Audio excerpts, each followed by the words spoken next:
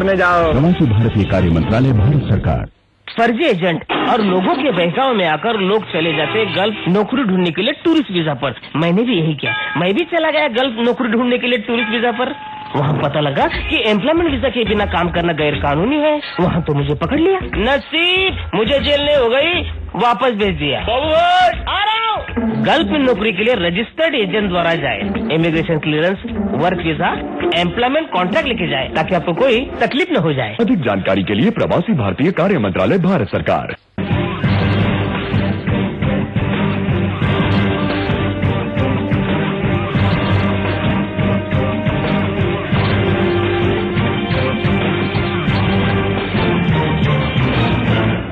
Hello and welcome to our special program, Movement for Bodoland. Well, we have with us Mr. Pramod Boro, APSU President, and Mr. Manas Sarania, Advocate, Guwahati High Court. Welcome to our show.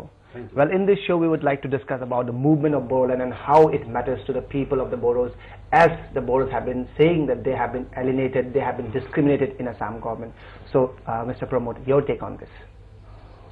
Yeah, still in the 64 years of independence, we are feeling alienated, we are discriminated, exploited, oppressed of the ruling community.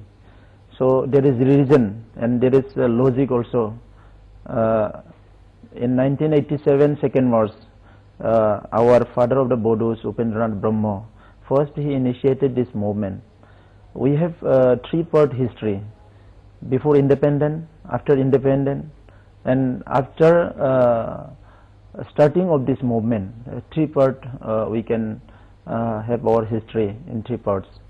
So if we see after independence, there is a democratic government in India, which is the highest democracy in the world. And in the Constitution of India, we can see the right of the tribals, right of the citizen, right of the indigenous people. India don't use this indigenous term, the tribal people. If we see, and the implementation of the different clauses of Indian, this article of the Indian Constitution, if we see this in pros and cons, you will see what's happened.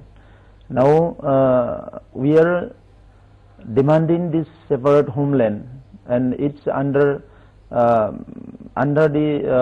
very much justified logic. How it is, if we ask, somebody asks me and any Bodo people, then we can explain that our land, this is issue that is related to land. Our land, the Land Revenue Regulation Act 1886, Chapter 10, according to that, 1,25,32,320 bighas of land, 45 tribal balance blocks, it was belongs to tribal. Still it belongs to tribal according to the Constitution. This is one fact, that our land is no more in our hand. It's more, maximum of our land is encroached despite of law. There is law, but our land is totally total maximum of the land is encroached by these non-tribal people who are not bona fide. On the other hand, you see the sense of this insecurity, life and property. The government of Assam, the regional government, they never provide proper security of our life and property. In 2008 and 9, if you see in BTC part, which is created in 2003, more than 150 innocent people got killed. It was not a bomb blast. It was a communal riot.